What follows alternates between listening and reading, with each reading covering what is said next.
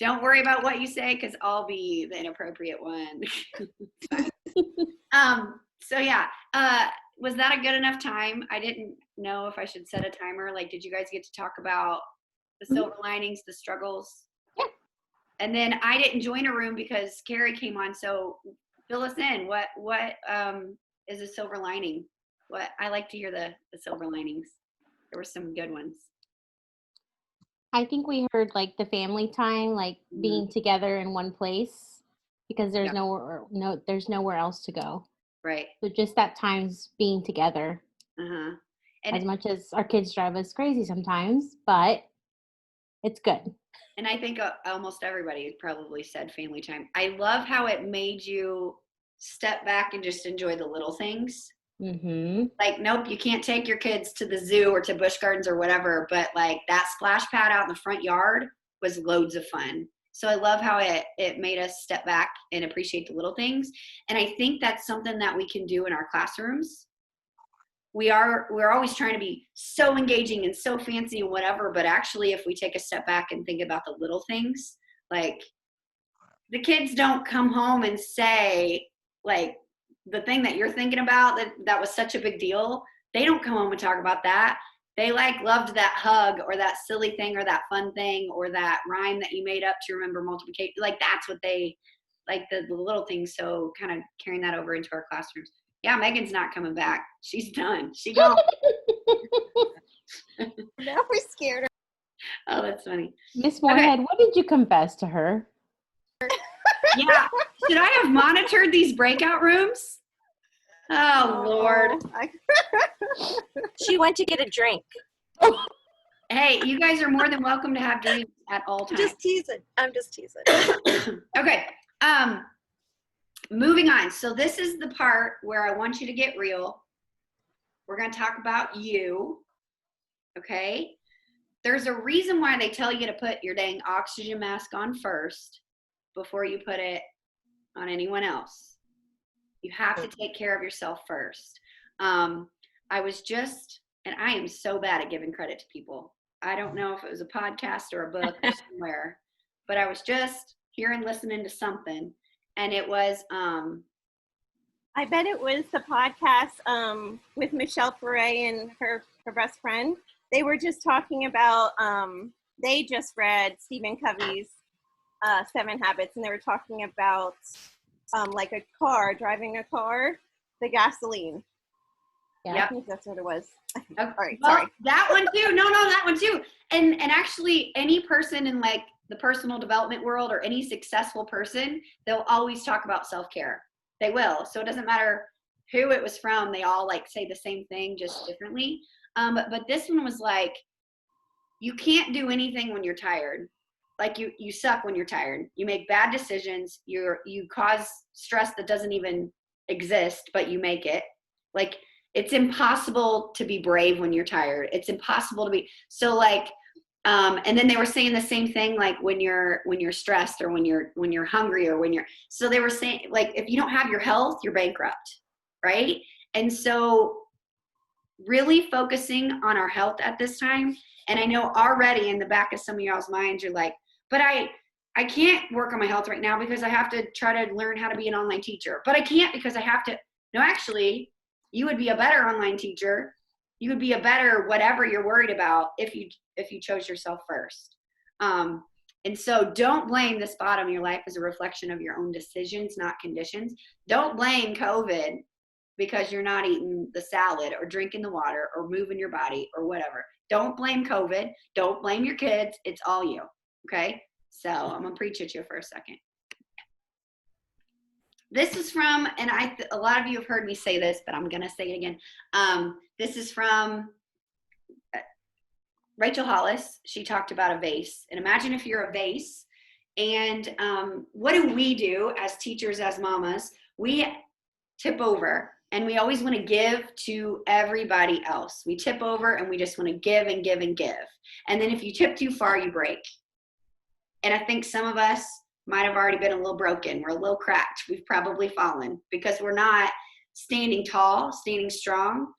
And if we stood tall and stood strong and let all the goodness fill us up, take self-care and positivity. If we let that fill us up, we would overflow. And then it could go to everyone, you know? And so I thought that was so good. She talks about that on, if you have Amazon Prime, then you have access to Prime Video, and it's called Made for More. Mm-hmm. It's her documentary of her conference, and I've been to her conference, and it's magical. But if you can't go to her conference, Alexis has too, yes. If you can't go to her conference, you can watch that documentary. I've actually just been playing it on my TV, because they say you're a reflection of like the 5 people you spend the most time with. Mm-hmm. And so great, I'm half MacGyver and Brian, but I would also like to be someone else.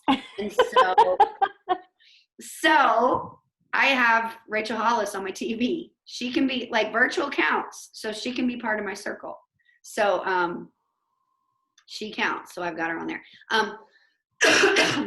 So your body, mind, heart, spirit, this is all part of self-care. A lot of people are like, but I eat salads, so why am I still stressed? Well, you got to take care of the other part of you too. So your whole self. And we're going to start small with this. We're going to do a little breakout session. I want you to think about these things. And we know the answers. You know the answers to all of them. You know when you're the least stressed. You know when you've had the most balance in your life. You know what brings you joy. You know these answers. But how often do you do it? If you know you're the least stressed when you've slept and you've eaten, then why aren't you eating and why aren't you going to bed, right? So we know these answers. But when you think about like a good week, or like even a great lesson plan, you rock that lesson plan out because you were prepared, because like you did all the right things. So when you have a good week, when you're feeling your best, it's because you've done all the right things. So why don't we continue to do all the right things? Don't blame it on COVID. So let's do a breakout room and just talk about, I don't know. It's fun to see what little things bring people joy. And as you guys are talking about these, I want you to write down things that bring you joy. I want you to like jot like a joy list, because I've talked about it before. And I've been in conferences that people do that and they talk about it, but when you actually write it down, you won't believe what your hand writes. Like, of course, we all think joy like, oh, a day at the beach or whatever, but when you start making your joy list and writing your stuff down, you won't believe the little things that your hand just writes down, and you're like, oh my gosh, that does bring me joy. Why don't I get that special creamer or whatever it is? So let's go in a breakout room and let's just talk a little bit about things that bring you joy, and when you feel you're your best, when you feel you're your worst. Let's just share those things. Breakout rooms, ready, go. Recreate. Let me recreate them. Let's do this. Go.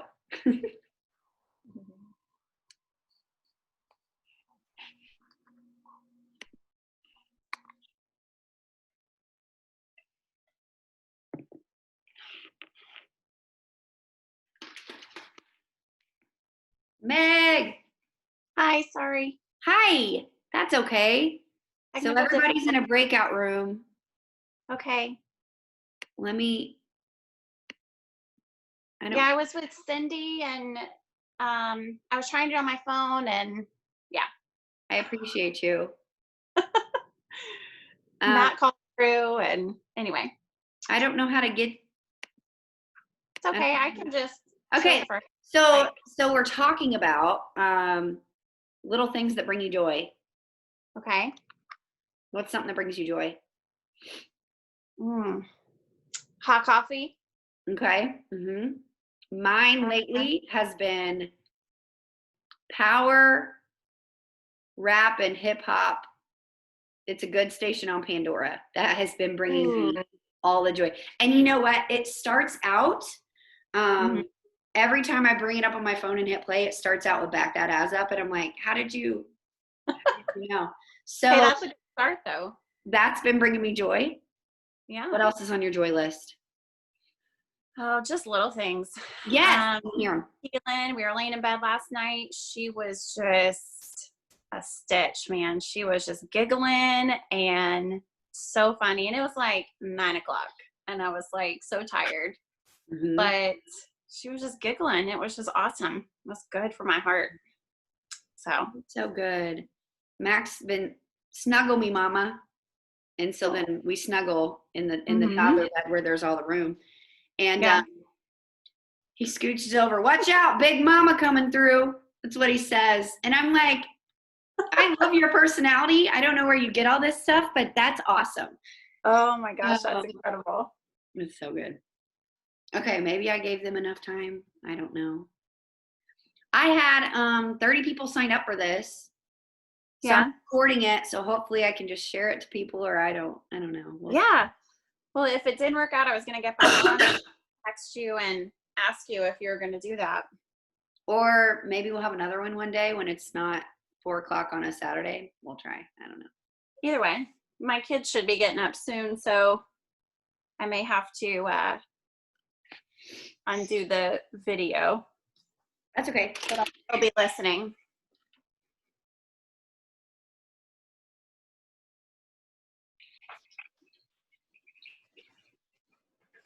Hi, welcome back.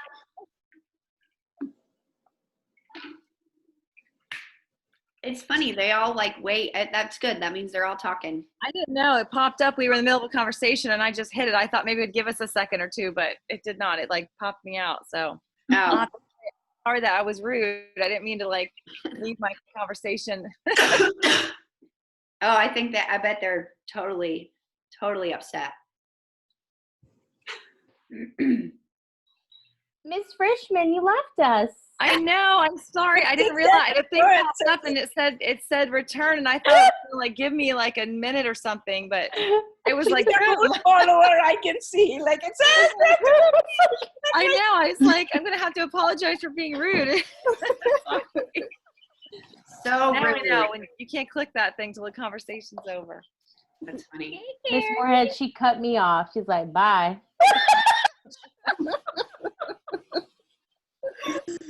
Oh man. Have I told you enough? Thank you guys for being here. This is making me so happy. Okay, so you guys got your joy list. Did you get your joy list of little things that bring you joy? And hopefully when you're looking at it, it's not all materialistic things.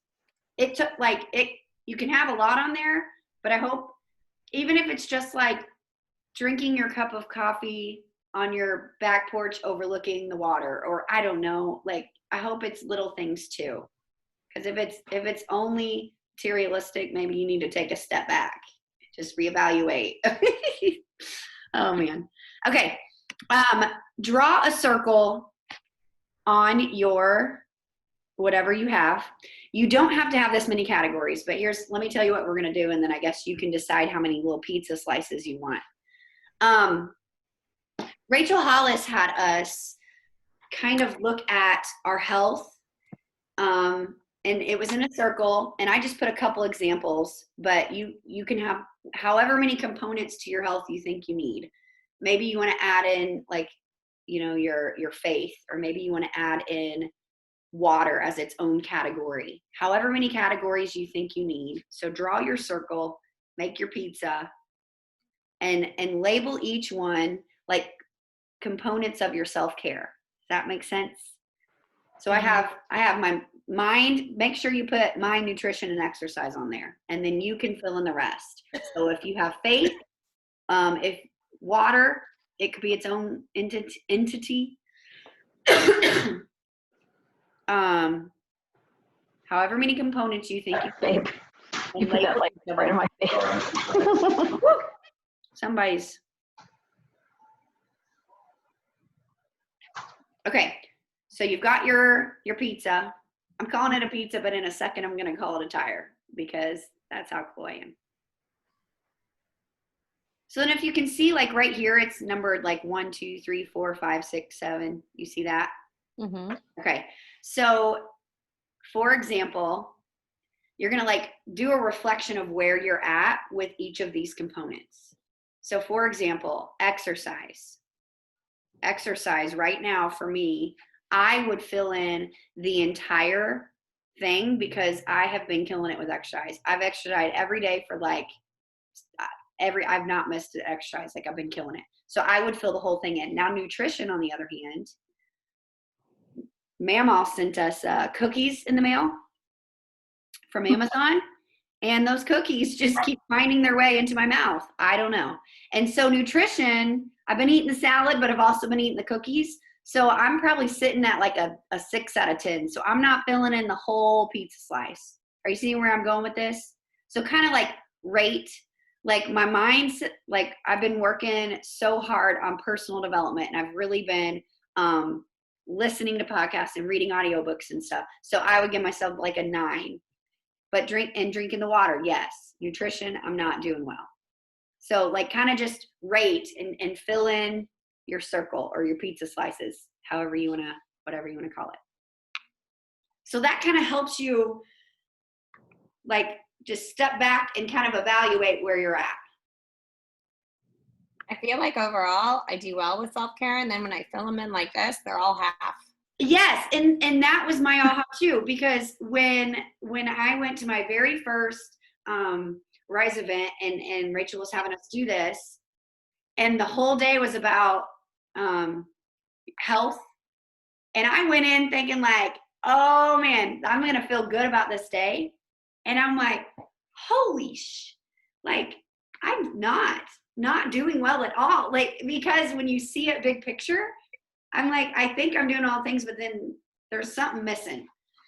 And actually what she had us do was, it was a picture of a body. And for like, it had like, oh, I have it right here. It had like symptoms. I don't know how to explain it.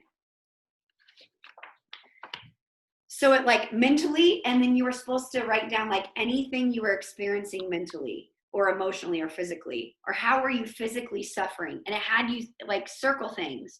And it had a list of like fatigue, nausea, clenched jaw, aches, dizziness, grinding teeth, headaches, weight loss, panic attack. And I'm like, I have circled everything on this list. But I'm like, hold on. I've been working on my health. I've been working out. I've been drinking water, whatever. So I'm obviously not doing something. So when you're actually sitting here filling this out, you're like, oh, so something's missing. You might be killing it in one place, but something's missing. And then like emotionally, overwhelm, anger, depression, low self-esteem, high strung, constant worry. So when you look at it, not just by these components, but when you look at like your symptoms, I was like, whoa, something's wrong. It was really cool. And then you're like, then when you see the big picture, you know where you can start working. It's just a good way to stop and reflect. And us as teachers know how to stink and reflect. We can reflect with the best of them, but we don't ever do it for ourselves. Mm-hmm. But here, the point of this is also not for you to look at this and be like, well, I suck. That's not the point of this. The point of this is just for you to recognize where you're at, and then now you can make a plan of where you want to go. That makes sense? Mm-hmm. So what she told us then, so we had our little bubble filled in, and she said, imagine if this were a tire on your car. Where would that get you? And I'm like, that is one lumpy ass tire. Anybody else's kind of like, is your tire a little wonky? A little, right? Mm-hmm. So now you know which component you need to work on to move forward. But that doesn't mean discredit what you have been doing well. That doesn't mean act like you suck because you've been too tired to work out. That's not the point of this. The point of this is just acknowledge where you're at. Now, how can you do better? That makes sense? So one way, and this is super, this was an aha moment for me. I know how habits work. I knew there was a cue and an action and a reward. Duh, like, right? You know, like how habits work. So what was aha, when I saw this written out, I didn't even think about, like, when you see this negative example here, because you can't change the cue. Stress is going to happen. You're going to get stressed. You can change the action. So you just do a little swapsy. So like, if you know every time you get stressed, you eat, and then the reward is you feel good for just a second because those Oreos tasted great. But then now you feel so bad about yourself again. So now you're stressed more because your pants are tight. So you eat Oreos, you feel good for a second because they taste good. And then it's a cycle. But the cool thing is you can break that cycle. Change the action. Change the action. And so I used to be a stress eater and drinker. Stress, come home, have a beer. Stress, come home, eat some chips. That just sit on the just veg, right? And now I've found that when I'm stressed, let's just get a workout in. And I actually feel like I work out better and I did more. I'm not saying y'all, you need to go join CrossFit. That's not what I'm saying. But you can replace the action. Maybe when you're stressed, you turn to your faith. Maybe when you're stressed, you go for a walk. And get your kids involved. Now your kids are like, Mommy loves walking with me. Oh my gosh, this is great. Or your dog will always appreciate it. But now you've changed that action. And guess what? Your reward, you're going to feel even better. Like, it's not going to just be a quick fix positive reward. It's going to be like a reward that like builds on other, like it's life changing. Does that make sense? Over just a simple, and I think that just seeing it this way is like, so think about positive actions that you can replace your negative ones with. So I'm a lister. So I made like a big old list and I'm like, okay, what are some different cues? What are some negative habits I have? And again, the point of this is not for you to sit here and say, God, I'm a shitty person. Oh, this is terrible. Oh, this is not the point. It's just for you to recognize where you're at, and now you have a direction to go. And it's a habit, so don't think you're going to break it tomorrow. Give yourself some grace. Another way to, you can add on to habits you already have. So let's say you're struggling with drinking water. You can add water onto it, drinking water onto a habit you already have, or something you already do. Drink your water, Yesenia. I see you, girl. Drink it. Yes. Everybody take a drink.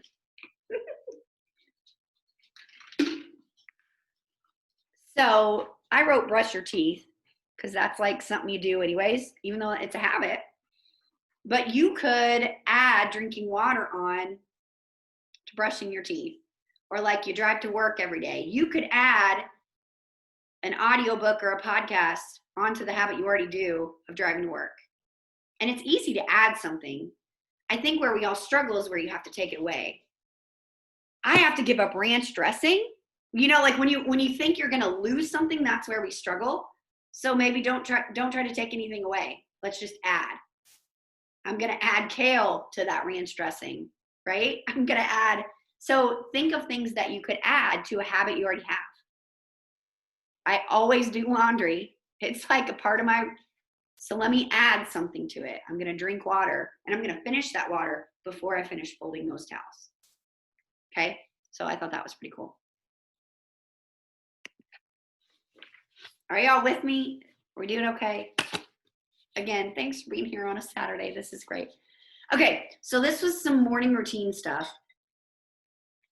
And as soon as I say morning routine, somebody somewhere is like, yep, nope, I'm not a morning person. We'll get there. We'll get there with limiting beliefs. But Coach used to, like, it would take him till we got to school before he would, like, talk. Coach used to be a wake up, roll out of bed, like, eat, poop, go to bed, go to school. Like, that was Coach. Coach now wakes up at 4:30 in the morning and works out. He's a morning person now, okay? So it can happen. You just got to try. You just have to figure it out. So morning, here's why it's good for all of us. We're teachers, we're moms. By the end of the day, we're done for. If you have 92 things that you want to do by the end of the day, and you get to the end of the day and you're tired, you don't get them done because you have kids and life happens and you have dinner and whatever. Now you start feeling bad about yourself. You feel guilty, but so-and-so worked out. I was supposed to work out. I was supposed to do, and it just doesn't, like, there's no need to do that. So if you wake up, and Rachel Hollis always says this, there's a lot of people, Tiffany was telling me about the 5 a.m. Club, and that's on a podcast too. The book, the 5 a.m. Club, and Tiffany wasn't 5 a.m. Club just on Rise? No, on Marie Forleo. So write down Marie Forleo, Forleo. She has a podcast. Mhm. And it was April 27th or something crazy. I don't know. Something like that. Yeah. It was. How did I just know that date? That's so weird. But I don't know. he had an interview with the person who wrote 5 a.m. Club, and they were talking about the benefits of it, if you want to listen to that. But I stumbled upon waking up an hour earlier through Rachel Hollis. Everything's Rachel Hollis. Excuse me. But in the morning, you can get done so much when you're fresh, your mind is going. Most of the time people are asleep unless your kid knows that you're awake and he's a ninja. I don't know. Mine always does, but it still works out. So you can write your to-do list the night before. So if you know you're waking up an hour earlier and you want to be intentional with your time, I don't mean wake up and start scrolling social media. That's not. So the night before, if you're like, okay, I'm going to wake up and I've done this before. I started a load of laundry. Who is this girl? I started a load of laundry and I was like, then I'm going to work out and then I'm going to do this and then change the laundry. And I got all those things done because I just wrote it out the night before on a notebook. That was it. Right. So writing your to-do list out the night before, and also going to bed earlier. And again, you're already like, I can't go to bed early. I have all this stuff I have to do. Go to sleep. You're all freaking exhausted. Go to sleep. Okay. So go to sleep. Talking about getting up earlier. So your morning doesn't have to be a workout. Your morning could be that book that you wanted to read. Your morning could be drinking that coffee in silence. That's hot and it didn't get cold. You got to get to it first before your kids came in, right? It could be, maybe you like to cook and make elaborate breakfast. Do you? But that morning time should be for you. Paint your nails, whatever you want to do. Don't paint them, use Color Street. But yeah, so use that morning for things that you're like, oh, I wish, oh, I never have time for. Yeah, wake up early, do it. Now here's the hard part. You see on this left side where it says be consistent? That's hard. That's really hard because maybe your brain didn't shut off. And then you're like, oh, I didn't get to sleep. But if you just keep doing it, your schedule will change. And now Coach and I at like 8 o'clock, we're like, whether MacGyver's tired or not, dude, you got to go in your room because we have to go to bed because we got to wake up. And gosh, it starts your day off so well because you already think, I accomplished these things. So then you get to school and school starts getting a little crappy.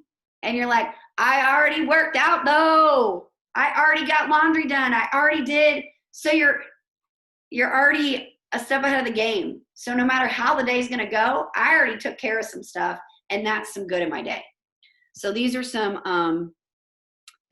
just ideas. You can clean up. That's the only time I can clean up MacGyver's toys. So I do goals and gratitude, and I'm not saying you need to go buy this journal. This is what it looks like, but I gave examples of just a notebook. But here's why this has been cool to me. So when I first heard of this idea, and I'm like, I'm going to do it because I like to do what Rachel Hollis does because she's obviously successful. I'm going to try it out. So I got this journal and I open it up and I'm ready to start. It has you write down 10 goals for yourself. Now, we don't ever stop and take care of ourselves. So I'm supposed to stop and write 10 goals. I'm supposed to have 10 goals for my life. That's hard. So I started out with like 2 because we're such good people. We don't care about ourselves. We just give to everyone else. We want our kids to have good goals. We want our friends to be successful and chase their dreams and have goals, but we don't ever stop and set them for ourselves. So what this made me do was care about like we just get in the routine of you wake up, you survive, you go to bed. We do. So this gave me like clarity. It gave me direction. It gave me like a purpose, right? And there is some freaking power to writing it down. So if you are interested in like how this works, don't buy the journal. Rise podcast, RISE, episode 72. She explains it all. And it's free. Okay. The other cool thing is, so I write my goals in the morning. And then it says at the top, today I'm grateful for. I now go through my day, and I never thought I wasn't a like grateful person. I now go through my day looking for the good. And don't ever tell Coach I told you this. He does this too. And it's now like a joke. He's like, that's going in my journal. Like I couldn't figure out the vacuum the other day. I was trying to take the hose off, and it wasn't sucking, but it was because I wasn't taking the right hose off. And that cracked Brian up because he was like, you just do this. And I'm like, oh. He's like, that was awesome. That's going in my journal. So it makes you look for joy, but then it makes those tiny little moments that much more meaningful. So this is just a really powerful practice. It takes me 10 minutes to do in the morning, 5 minutes at the end of the day. And I love how it makes me reflect on my day. And when I reflect on my day, I don't think about that crappy thing.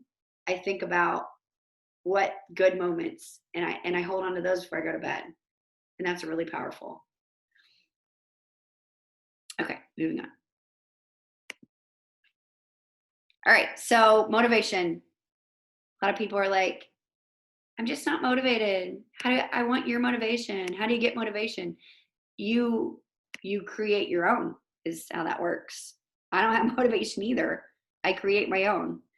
So this first thing is finding your why. Oh, I just remembered something. The goals and gratitude thing. Do that in your classroom. Incorporate that in your day. Do that with your kids at home. Do that with your husband. Okay? You can like make that work. Okay, back to why am I losing my voice? So finding your why. Our school has talked about it. People talk about it. Connect to your why. What does that mean? Your why is like your why. What's your direction? What are you doing? Why are you here? What are you trying to achieve? What is your why? I want to feel good. I want to feel my best, because when I feel my best, I'm my best for everyone else. I can show up my best. So then I think when I feel my best, I'm my best for Brian. When I feel my best, I show up well for Mac. I'm a rock star teacher when I feel my best. And so thinking about your why, like what, like these kids that are going to come to our classrooms, like I just want them to enjoy learning. I just want them to be happy. I just want them, so really connecting to why, or what are you doing? What's your purpose? Why? Okay. Moving your body, even if it's small, even if it's get up, walk around the house, that motivates you. That changes your mindset. Music is a big one. And my music changes depending on just what vibe I'm feeling. Write this down. Mel Robbins, 5-second rule. So if you don't give your brain time to talk yourself out of it, if you don't give your brain time to overthink it, then that right there can give you motivation. So a simple thing like your alarm goes off, and instead of being like, well, I guess I could go back to sleep, if your alarm goes off and you're like, 5, 4, 3, you get to 1, you just get up and go.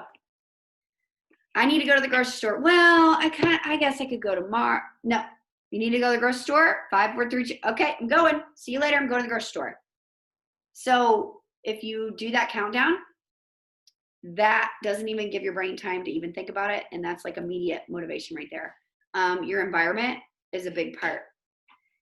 If you've got stacks of shit everywhere and you sit down at your desk, you're not gonna have motivation to grade a paper. Or like your environment, and in your environment could also mean like positive sayings like I have everywhere. But it has a huge part in motivation. Other part is do it anyways. Suck it up and do it anyways. You're not always going to be motivated.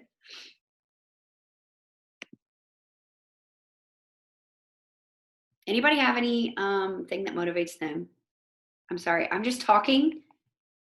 I hope you're not bored. I hope it's all good. Anybody have like something good that motivates them? I don't, kind of going back on the Mel Robbins 5-second rule. So I've read the book, but my husband hasn't, and I've talked to him about it. So he's done it like 2 or 3 times to me when I've been in, and again, he has not read it. He only knows what I've told him about it. But a couple times if I'm debating something, he said, 5, 4, 3, 2, 1, go. And it gets me up. I'm like, okay, let's go. Ah, that's good. Like, again, he really hasn't read it, doesn't know much about it, but to have that partner that's like, come on, 5, 4, 3, 2, 1, go. Yes. Oh, that's good. And actually, you don't have to read the book. The book is good. And one of her last chapters, it's like 19 or 17, is all about anxiety. And that's really cool. So the book is really great. But if you just are focused on the 5, 4, 3, 2, 1, she's got a YouTube video that's like 5 minutes. There's a bunch of different ones, but you can get the gist, like the SparkNote version of just the 5, 4, 3, 2, 1 part. But the book kind of means why it works. And I like that. Yeah, she goes into like the science of it and stuff, but she is awesome. She's a good one to follow on social, which is actually, so another thing of motivation, or another thing of in your social media feed, like these people on this screen, if you follow them, if you include them in your social media feed and you put them in your circle, it's just really cool to get their positivity and it just helps. So these people are like all my best friends. They just don't know it. I have to jump in here. So Trent Shelton has actually been so motivational to my 10th grader, Lindsay. Like over COVID, she listened to every podcast. I just bought her the new book. Like, Aww. I can't even believe how much she's learned. And I think, wow, it's so inspirational for her at such a young age to think about like her friendships and like just everything. I mean, she doesn't always, do the right decision because she's a teen, but I feel like he has spoken so much to everybody and to teens. So I wanted to say that. Yeah, he's super like cool. Like I feel like teenagers would for sure relate to him. Speaking of teenagers, Jen Hatmaker's newest book, Fierce, Free, and Full of Fire, is that if I had a teenage daughter, I would have her read that. Thanks. Yeah, I'll get it. It's just like a girl power book, I feel like. Like I feel like any female should hear that book. It's super powerful. So those of you who have daughters, maybe we'll do a book club in 5th grade, Nat. Yeah. Do it. Trent Shelton too, his latest podcasts have had a lot to do with like Black Lives Matter, and he's been a really good voice of, I don't know, for me, helping understand a lot more, and I don't know, I love his podcast. Yeah, he's good. And there's like a million more, but the other cool thing that I noticed, so when I joined Beachbody and they talked about personal development, which I was like, I don't have time for that, and I don't read, so it's probably not for me. Like that's where I was at. So they gave me this challenge. They said, at least try 10 minutes a day. And now I think I'm addicted to it, which I guess that's not bad to be addicted to filling your brain with goodness, but I'm addicted to hearing these people just speak good. But I started with Jen Sincero, the You Are a Badass. God, she's awesome. But it's cool how one like leads to another, leads to another, leads to another. Like with Beachbody, I hit a goal and they sent me Brendon Burchard's book. And I'm like, oh. And then I'm like, oh, he's on a podcast with Rachel Hall. Oh, And like they're all kind of connected. And so you just start with one and you'll just hear about more. So it's really cool.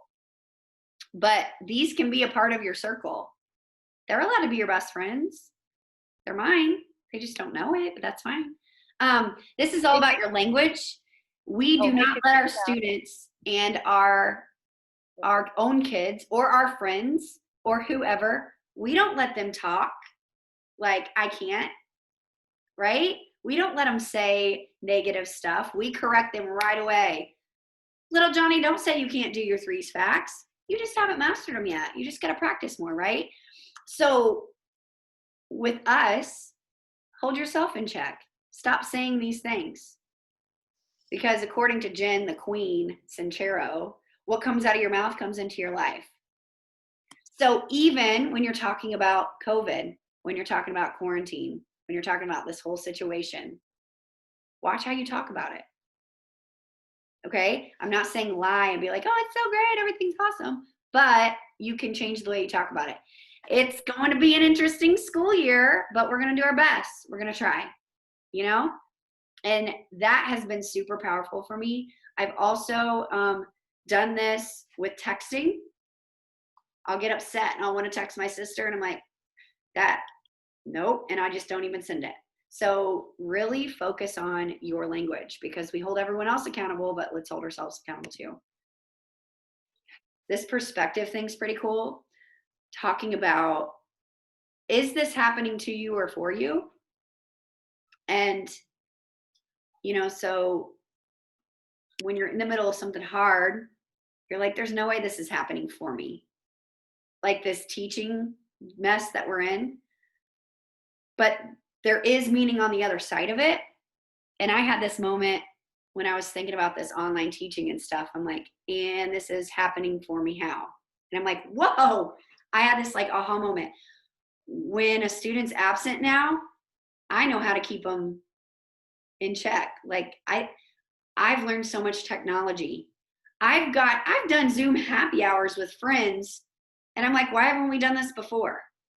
You know, like when you think of how these situations, even when they're hard, happen for you, I've never been closer with my sister because we've struggled together. So think of how it's happening for you. And if you get into the habit of asking yourself that question, something's hard, something's struggling, you're like, okay, how's this happening for me? And it just immediately takes your brain away from the negative and you're looking for that good. Cool thing is you have the power to change your perspective. You have the power to view things how you view them. It's all you. And I think that's so powerful. So even when you think you're in something hard or when something's awful or when something is negative, you can stop and change your perspective. And I'm not going to read this to you because you can read, but it's really cool. This is on Marie Forleo. Like you can retrain your brain. Our beliefs and our perspective are all learned. You know, you get those students who, or those friends or whoever, oh, Amazon's delivering a package. Hi, Mr. Amazon guy. So everything's learned, so it can be unlearned. So it can be, I think someone's popping in. So it can be unlearned and you can retrain your brain and you have that power and that's really cool. Okay, we're gonna do a breakout session. We're gonna identify our obstacles. Now, what does that mean? Okay, so this is that when you know something's going to suck. So I know a lot of us right now, the obstacle is, ooh, can you guys mute yourself? Will you mute yourself? Identifying your obstacle. I was thinking the other day, like a huge obstacle for me with this new way of teaching is not being able to hug my kids. That's an obstacle. Or another one, and maybe you're in such a space right now that you're like, Katrina, I could fill up a notebook with my obstacles. Okay, so then maybe you lump them together. Maybe e-learning is one big obstacle, right? Or maybe you're struggling with health and you've got about 5 things wrong with your health. let's just say health then. So you can list them out, like maybe you have specific things to list them out. But when you can identify your obstacle and what's going to get in your way, when you can, when you already know what's going to give you a hard time, then you can already plan on how you're going to show up, how you're going to prepare for it, how you're going to battle it, right? So let's go back to our breakout rooms and talk about our obstacles that we're going to be facing or that you're facing now. And it doesn't have to be, I know we're so stuck in quarantine, COVID, all that, but it could just be, it could be your marriage, it could be financial, it could be your kid is in the terrible twos. It can be anything, but we're going to identify our obstacles. You're laughing at me, Alexis. But anything, identify. I'm just saying it's a laundry for Megan. Yeah, that's fine. Okay, so share and identify your obstacles and write them down, please.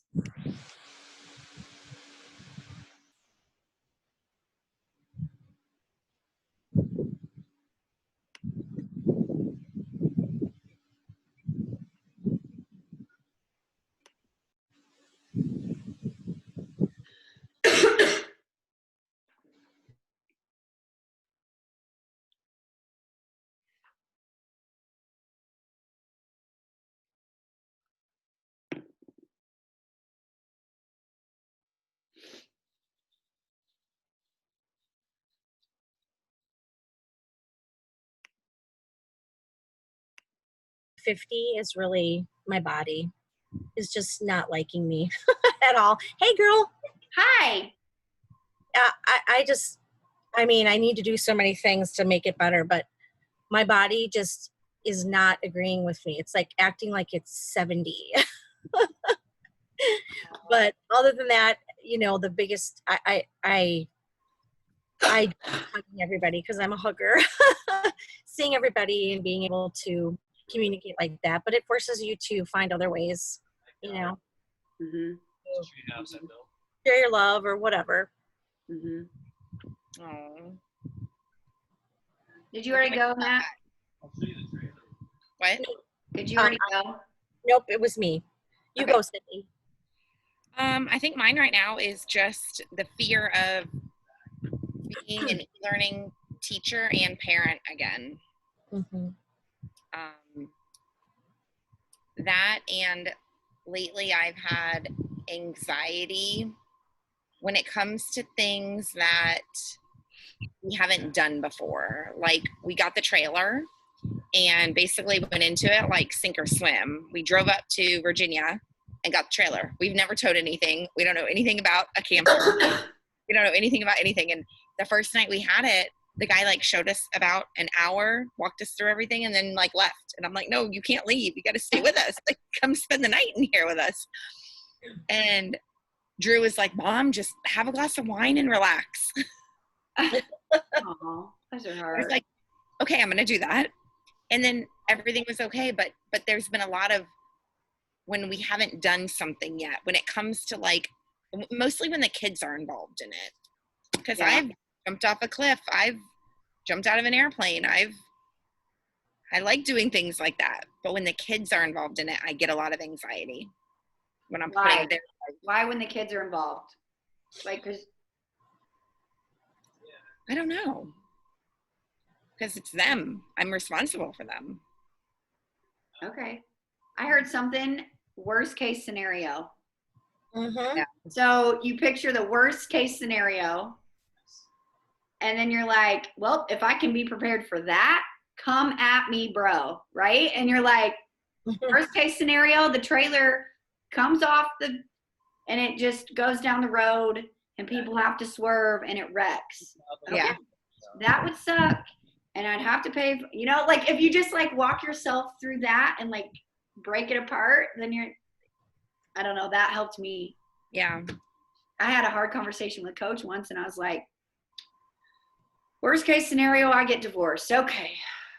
That would be terrible, but I guess I'd have to figure it out, you know? And I had to I talked myself up like that. And then I had this conversation and he was like, you think that we were going to get divorced? And I'm like, I didn't know, but I had to just be ready. I just had to be prepared. Yeah. So I've never joined a breakout room as the host. I wonder how I get back. I wonder how I get everybody back. Oh, okay. Oh. I can put us back. Maybe that's been enough time. I'll go back.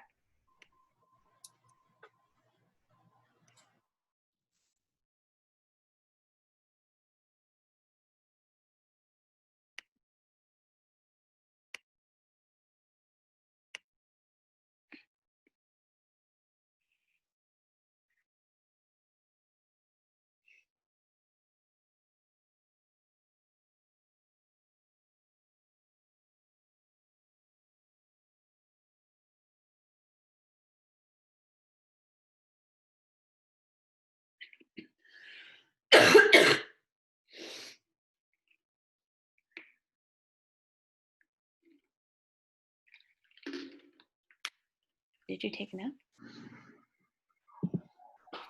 Hi, welcome back. We're not sure who Bonnie is. Is it Bonnie Pinkerton? Did she talk to you? No. Bonnie? Okay, I just didn't stop talking. I would think it would be Bonnie Pinkerton, but now she's gone. Oh, Bonnie. No, she's not. There she is. I don't know. Still here? Oh, Bonnie. Hopefully you guys said good things. Bonnie. What? Anybody want to share their obstacle? Like just something big that you already know.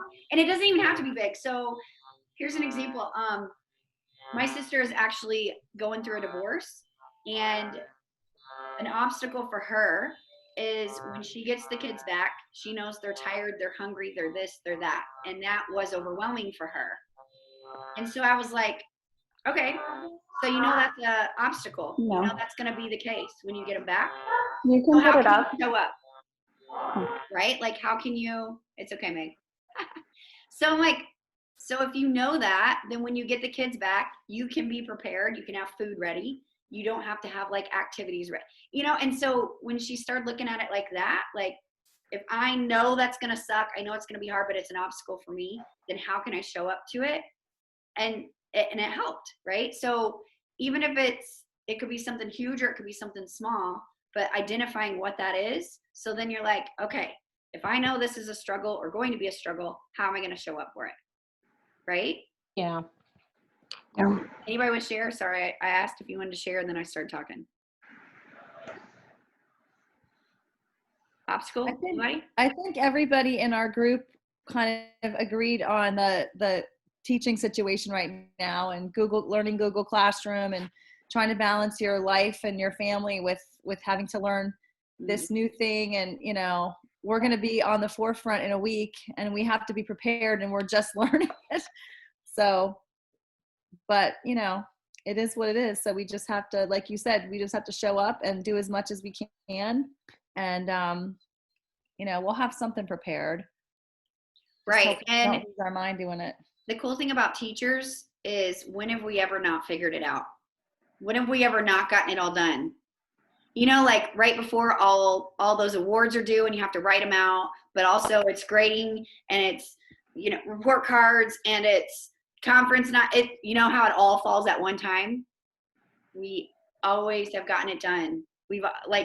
So we're worried now because we like to be rock stars.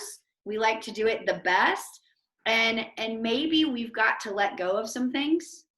I think and we were having this conversation with Nat and Guruswamy the other day. They were like talking about how are we going to still do a reading log when we have our e-learners and when we're in the classroom and all this. And I said, well, what if we just let go of that reading log? I mean, we are teaching in the middle of a global pandemic. If this is like this big, like we might just have to let go of some things, even though we know it, like a reading log is good for them. Think of it as like, you know, our students, we tell them, try your best, right? If they get a C on a science test, but they tried their best, they should feel proud because that was their best. We're in freaking advanced physics right now. We're trying our best. And if our best is a C, that has to be our best, right? So we gotta maybe let go of, we might not be able to do X, Y, and Z, but we're still going to show up and do our best. And we got to just keep reminding ourselves that, you know? Let me share my screen again. Okay. So we got our obstacles, and at least did it help like writing them down, having like ideas of like how you could possibly go show up to that obstacle? Did that help any? I mean, we're gonna keep going, but I hope that helps some. I wrote mine down, and I'm like, okay, this is a problem. How am I gonna get? And I like, I'm a weirdo, I know, but I got so fired up when I was done because all my obstacles, I'm like, come at me, bro. Get out, like, I'm gonna lean in harder. Like when it's uncomfortable, let me just lean in a little more. So like, I don't know, maybe face it like that. I try to be gangster. I don't know. Okay, so think about maybe that obstacle, one of the obstacles you identified is a limiting belief. A limiting belief is a story we tell ourselves. So like, maybe you're like, I can't do e-learning because I'm not good at technology. But yet you created a slideshow for your friend's rehearsal dinner. Like when is there a time that it's been proven that your limiting belief isn't true? I'm too old. I'm always late. Whatever that is, I bet there's a time in your life that's proven that limiting belief to be untrue. Okay? It's just a story we're telling ourselves. And again, then this goes back to that language piece. I'm not good at technology. You know, I'm new to Google Classroom. I just haven't learned it all yet, right? Changing your language. So is it a story you're telling yourself?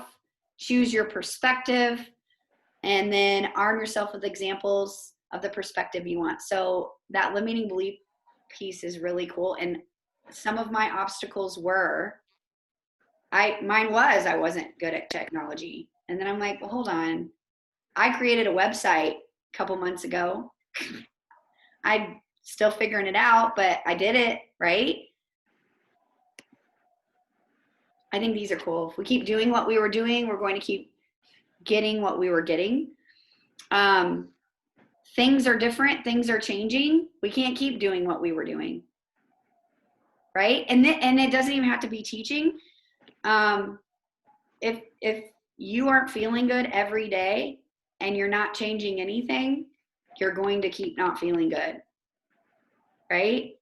Or if you're tired, like we talk about being tired, if you're tired every day and you don't change anything, you're going to continue to be tired every day, right? So think about change something up. Don't just stay stuck.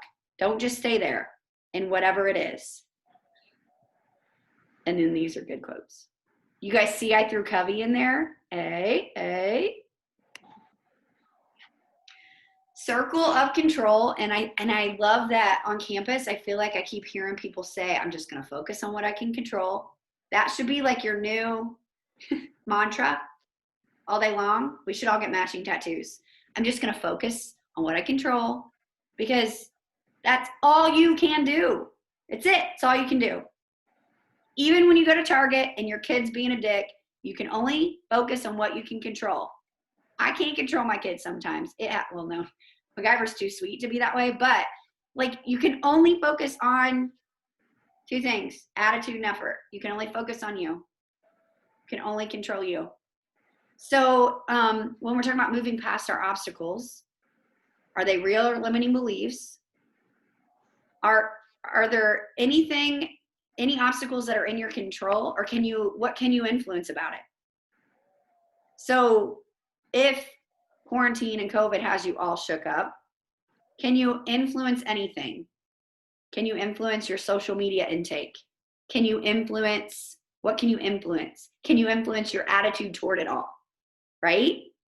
And that is super powerful. So make this a mantra. Like, and during quarantine, I had like a sticky note, and I kept reminding myself, what can I control?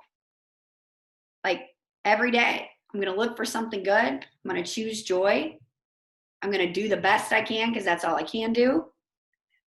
So maybe you need to write this down, put a sticky note somewhere, write it on your whiteboard every day.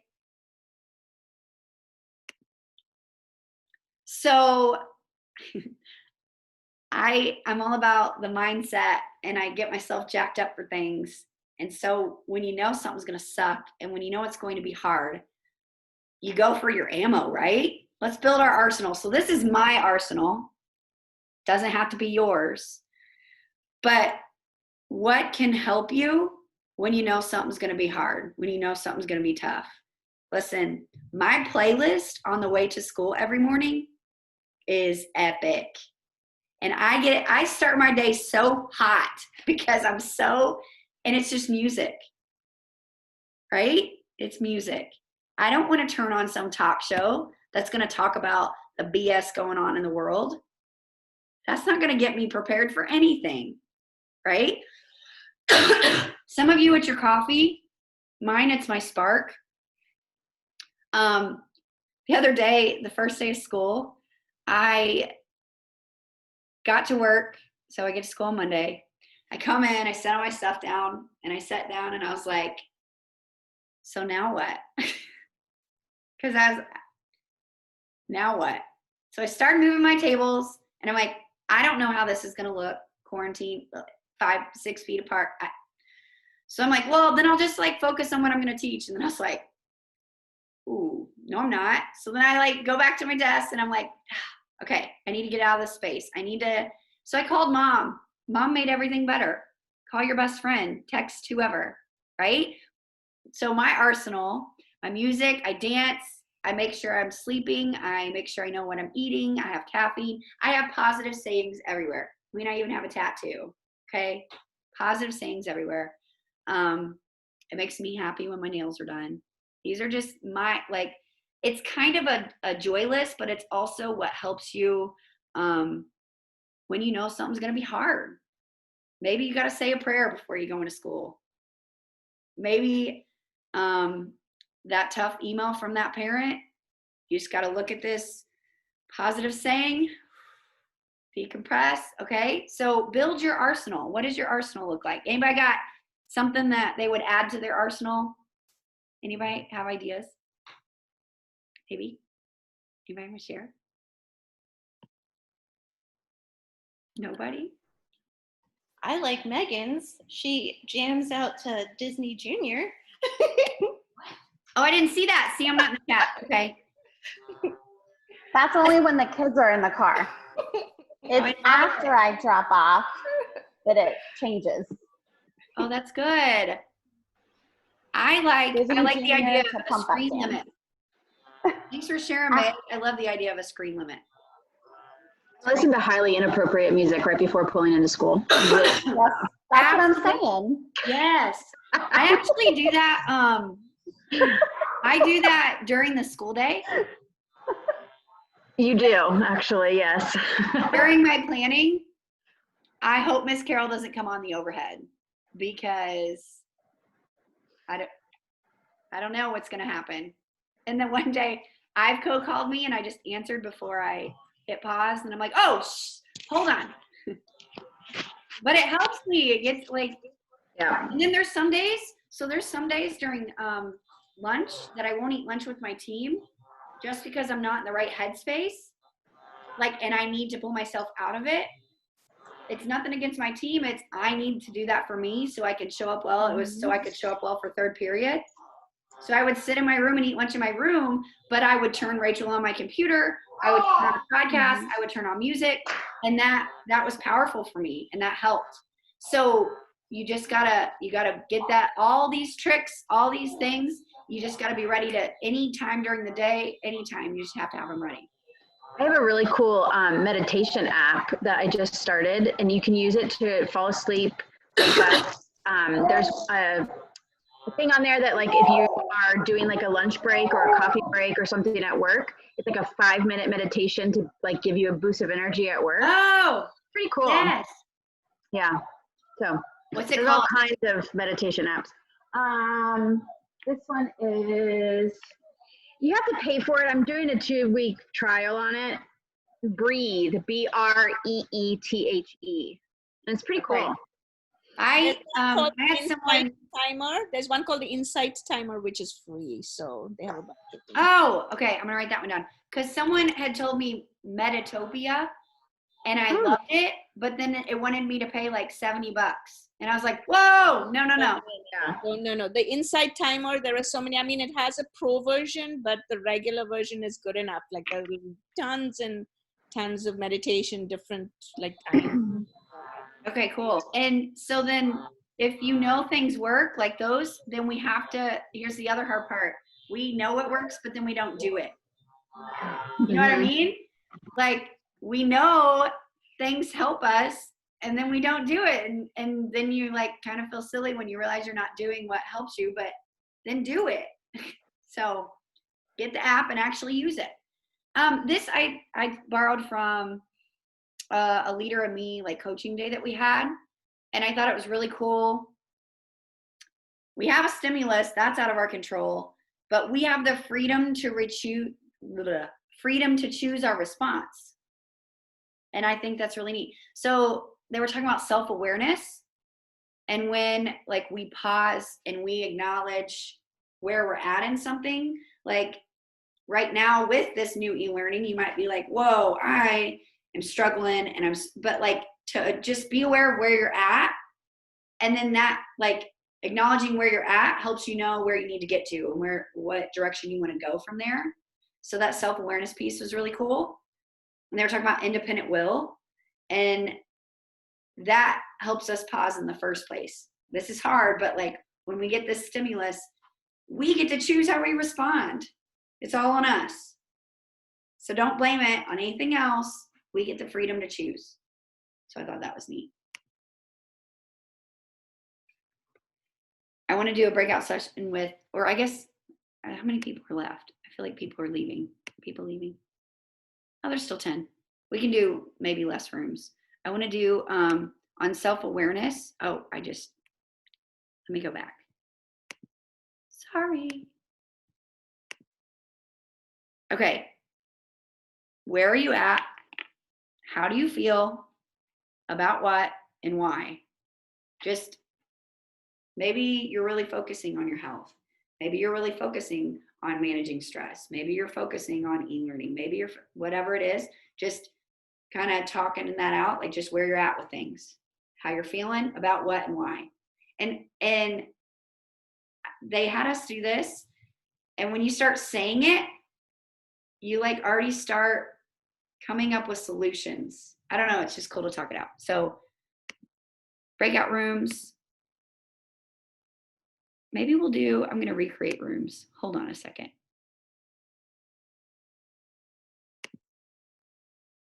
Go.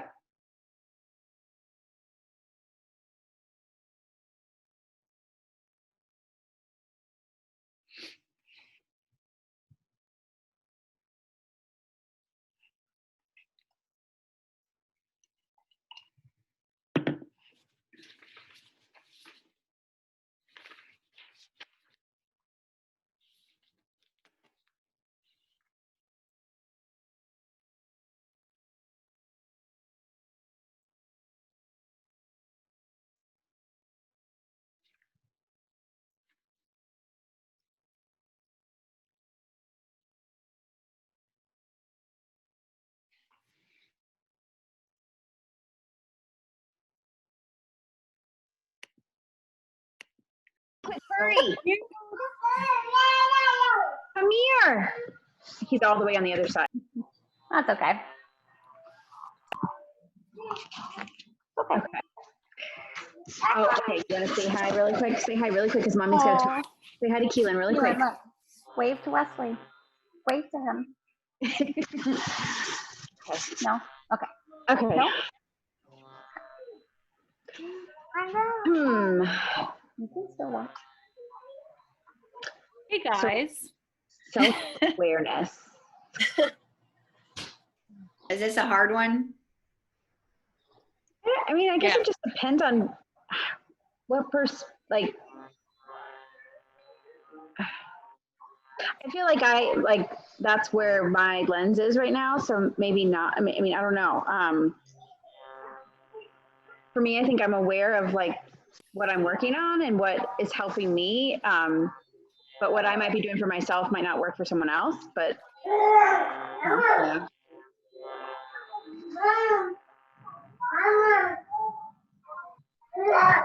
I'll close this out. We'll go back. okay.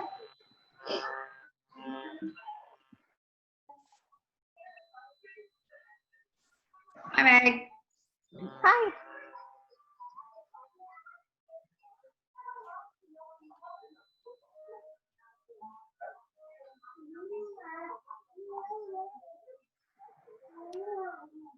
Oh, was I not supposed to come back? Yeah. Okay. Back. Okay. I just saw you first on my view. Okay. I'm just Oh, looking same here. The other folks are still talking. I just figured if we didn't have much to say in our group, then maybe they were struggling too. But no, actually, like there are people who don't have that self-awareness or like who just don't take time to recognize where they're at. Like work on it. Yeah. Oh, Poor thing. Hi, welcome back. Hey, I haven't thanked you guys in about 10 minutes. Thanks for being here today. Appreciate you. You're my fave. Thank you, Katrina. I'll wrap this up and we'll keep going. I'll talk less. Okay.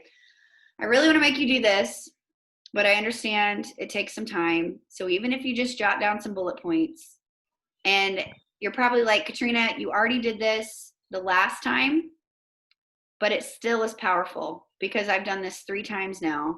And every time I find that I write different things down. So the letter from your persistence, that part of you that never gave up, that part of you that kept going no matter what would it say? What would you, no, what would your persistence say to you? Like, dear, put your name, and you don't have to write it out in full sentences, but like, what have you done? When did you not give up? And I love this quote right here.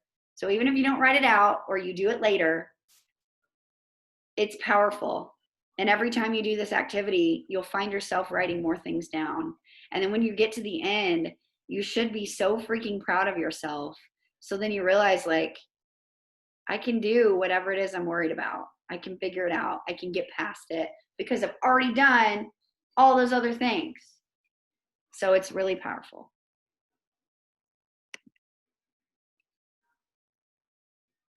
So another thing to keep in mind is priorities. You can't have 92 big rocks. You can't have 100 things that are important. You can't stretch yourself so thin. So if you identify your priorities and what your big rocks are, then when you start getting overwhelmed, go back to this list. And I keep thinking of a conversation I had with Nat the other day. When we think about this e-learning and we're thinking about like, how are we going to do it all? If we go back to what our priority is, I just want these kids to love to read this year, to be a problem solver, and to just enjoy this year. Those are just, right? If we keep going back to that, I think that's so helpful. That's so, it just makes you think then everything's going to be okay. So identifying your priorities, and now you can do this. You can do this work life, home life, if that's what you want to do, or you can do it all together. And I just revisited this like a couple days ago when I was doing this work. And it every time you do it again, it just brings more power. So you might be like, I already know what my priorities are. But when your seasons change, like life keeps shifting. So when you redo it again and you just look at the meat and potatoes of what you really need to worry about. So that way, every time you're overwhelmed, every time you think there's too much, just go back to what matters. And this should line up to your why. And this should line up to, like, it should all be aligned. It shouldn't be all over the place. So stay aligned with your priorities. And yeah, I wrote that example. And it really is cool. So every time, and that might be helpful too with school. Like, you can't do it all. So anytime, and write this, it could be your mantra too, like, what can I control? I just want the kids to have a good year and like love reading, and just that one thing. And you just keep going back to that, and that just, then everything will be okay. All right. Now, same picture, but Jen Hatmaker, not Jen Hatmaker, no, lies. On Get Your Teach On, they called it prioritize your plate.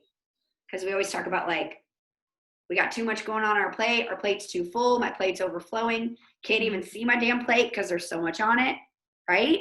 So draw your plate and put your priorities on it. I use kind of the same ones. My spouse should be on here. Your kid, like, draw your plate, draw the different things, and just, we're going to take a step back and we're going to evaluate again, like we did with our health earlier. We're going to evaluate what our plate's looking like. So I've been killing it, like I said, with exercise. Work, because I feel like I'm about a 5 at work. Or like, so just evaluate your plate. And it's not to make you feel like shit. It's not to make you get all frustrated. It's just for you to see where you're at. So then you can figure out maybe what you need to work with. Here's something really important. Your priorities change with the different seasons you're in. Work might be a little heavy right now because we're about to start school. But work shouldn't stay heavy all year. So it's allowed to change a little bit. It's allowed to shift. But it's just neat to see, take a step back, look at your plate and see where you're at, to then see what direction you need to go, or just realize like, ooh, my spouse is at a 1. And maybe I'm going to make it a point this week to give him attention. Or my kid's really been struggling. I need to give him all my attention. Just gives you like it's a good way to evaluate. Whoop, whoop, back.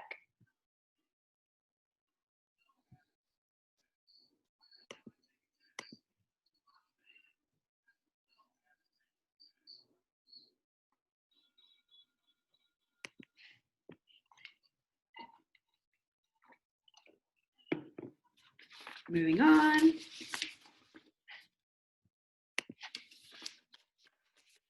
So this getting prepared for the week, planning, it should be sacred time.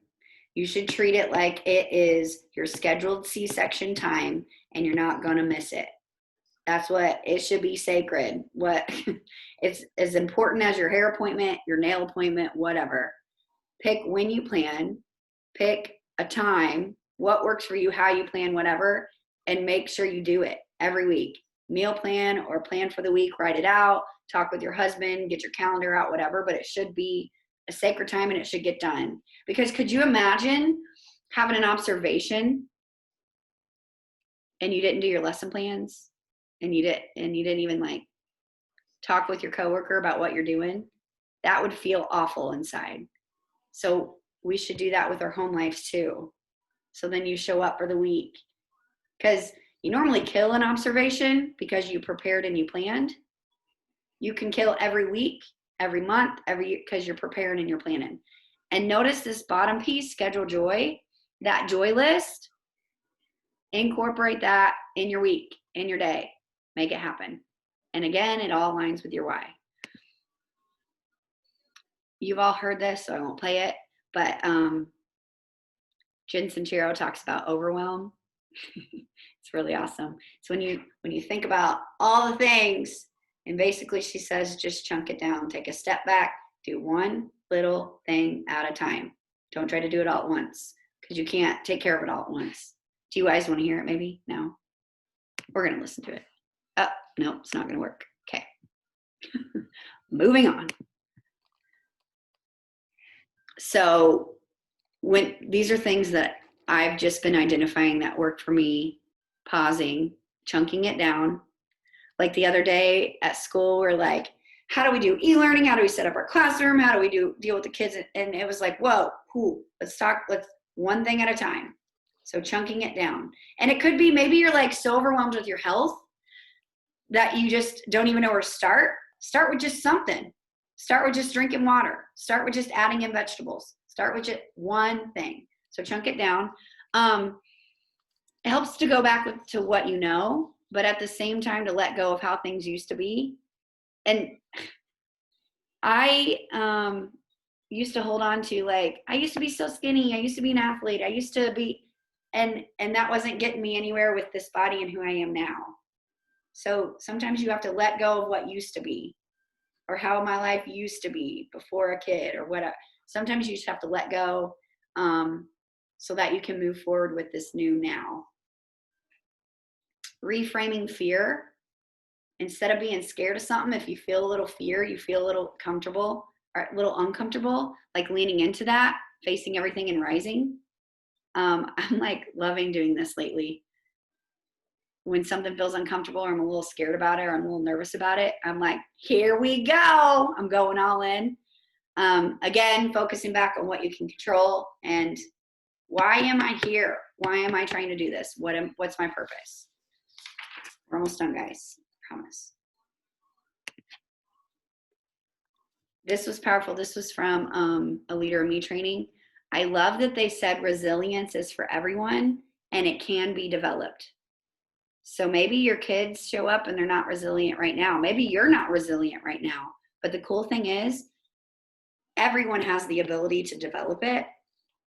It's just like your muscle. You got to grow it. You got to strengthen it. So we all have the ability. So we just got to keep trying. You just got to keep looking back and at things that help and just keep trying. So resilience can be developed. Please work. Yes. I hope this works. This is a really powerful video, and I picture it. We are all dealing with everyone deals with things differently, but you don't even know what they're dealing with, right? So just showing up, trying to be empathetic and understanding. Did we watch this? Does this look familiar to you guys?